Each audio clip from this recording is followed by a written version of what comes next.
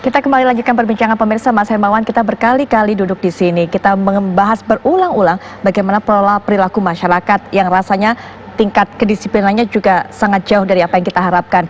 Dengan adanya kemudian pencabutan maklumat ini, Mas Hermawan melihat apa pengaruhnya ke sikap hidup masyarakat? Iya, ini cukup disayangkan ya. Kami melihat dari perspektif pengendalian COVID-nya dan juga bagaimana kesehatan masyarakat, para penyelidik epidemiologi bekerja keras selama ini untuk mengendalikan kasus penularan dan penyebaran COVID.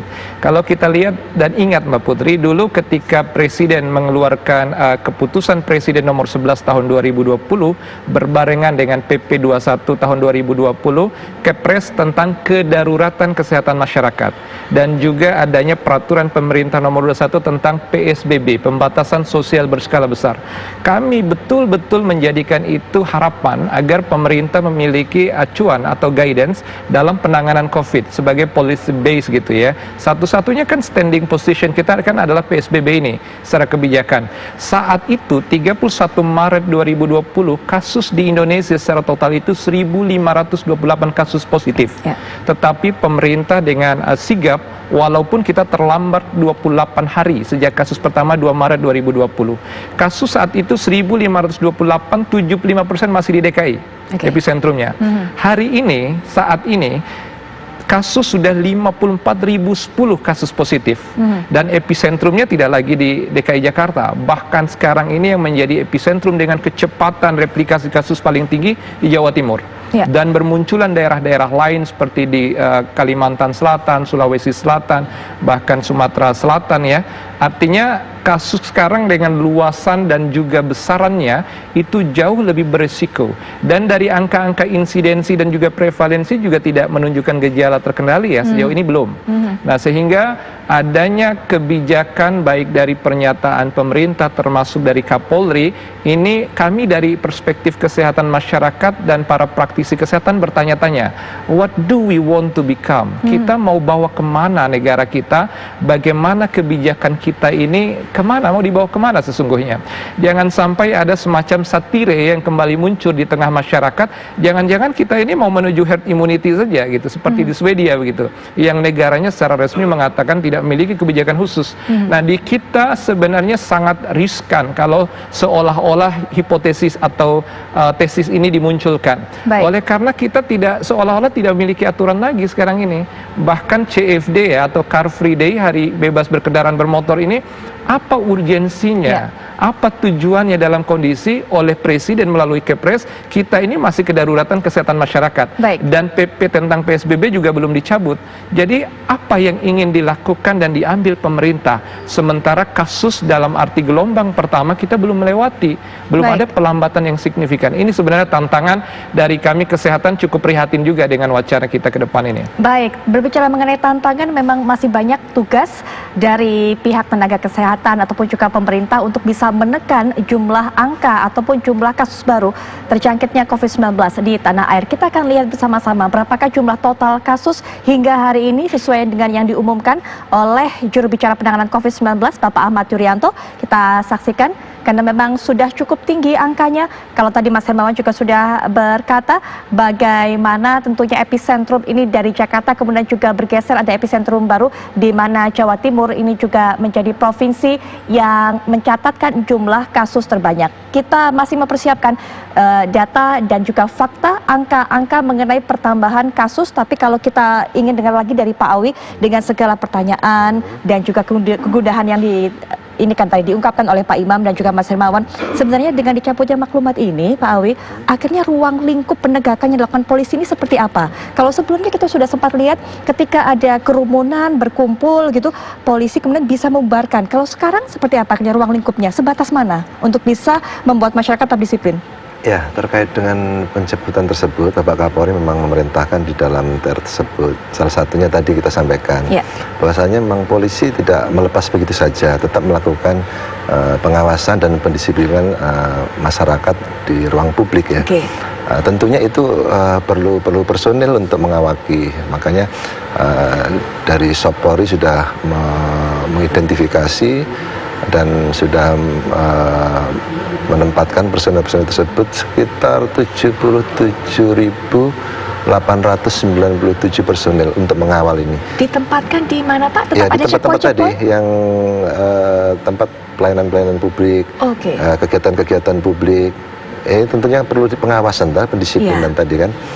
Kemudian yang kedua juga di daerah tersebut juga diperintahkan bahwasanya kita untuk diperintahkan untuk bekerja sama dengan stakeholder yang lain, dengan TNI, dengan pemerintah daerah, dengan dinas kesehatan dan dinas-dinas terkait lainnya yang terlibat dalam penanganan COVID.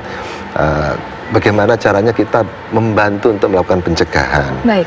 Kemudian yang ketiga juga kita diperintahkan untuk mensosialisasikan dan mengedukasi terus-menerus ini kepada masyarakat terkait dengan COVID-19 ini, karena memang kita pandang memang masih ada masyarakat yang belum tahu tentang hal tersebut. Tentunya di lapangan kan kita bisa lihat masih adanya masyarakat yang abai, tidak menggunakan masker, tidak menjaga jarak. Ini tentunya kita juga perlu sentuh ini.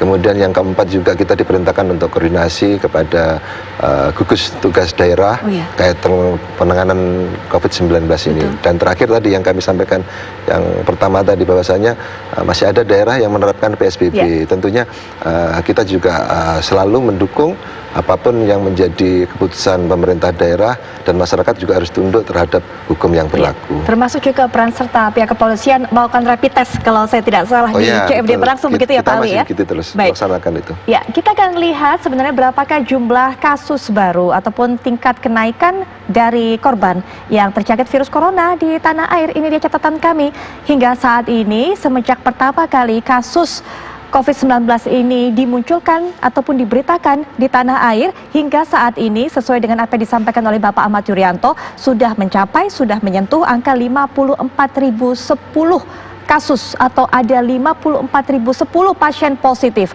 Kemudian kita lihat berapa pasien yang meninggal dunia, angka merah di sana menunjukkan angka kematian 2.754.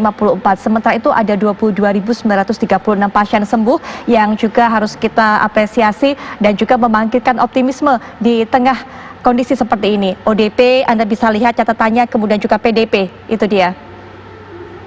Baik, selanjutnya kita akan lihat berapakah jumlah pasien positif ini 28 Juni, 27 Juni, dan tanggal 26 Juni. Artinya di 3 hari terakhir ini adalah jumlah pertambahan kasusnya.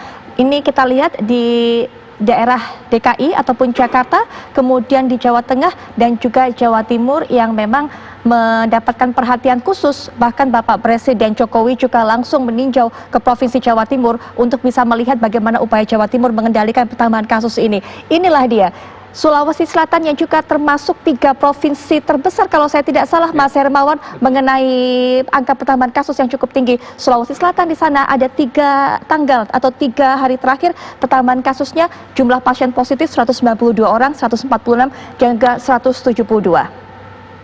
Baik, kita kembali ke Mas Imam Prasojo. Mas Imam, dengan kondisi seperti ini, angka masih terus menaik. Ada beberapa provinsi yang masih terus membutuhkan perhatian khusus karena ternyata jumlahnya kabarnya juga melebihi Jakarta menjadi epicentrum baru dicabutnya maklumat Kapolri ini. Apa yang concern Mas Imam sendiri untuk masyarakat, perilaku masyarakat untuk bisa menyadarkan masyarakat?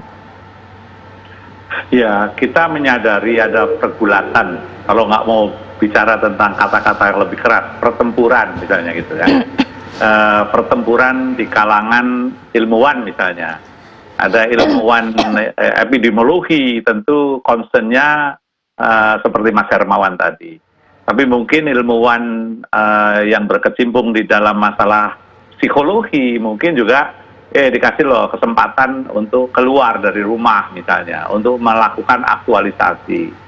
Tapi ada ilmuwan yang kaitannya dengan ekonomi, tentu bicara yang akan, ini kalau lama-lama seperti ini aktivitas ekonomi akan terhenti, kita bisa kolaps semua, misalnya gitu loh. Nah ini bagaimana caranya cari jalan tengah supaya semua aman.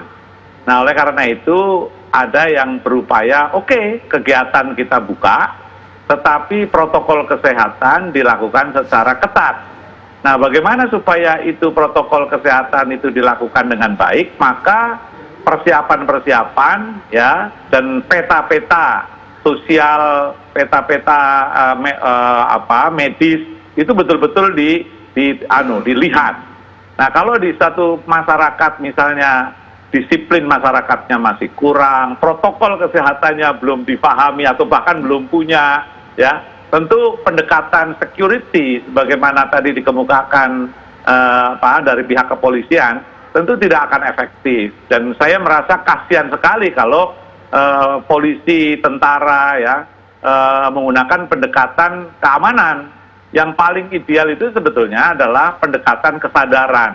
Ya. Nah, yang menjadi soal adalah protokol kesehatan yang kita bicarakan itu juga harus lebih rinci. Seperti saya katakan tadi, bahwa kalau di pasar tradisional, ya saya tahu bahwa ada di DKI ini misalnya dia berusaha menerapkan sebelum pedagang itu berdagang, semua jam 1 malam itu sudah disinfektan, ya, jadi dibersihkan. Kemudian pedagang itu dicek, ya, pakai face shield, ya.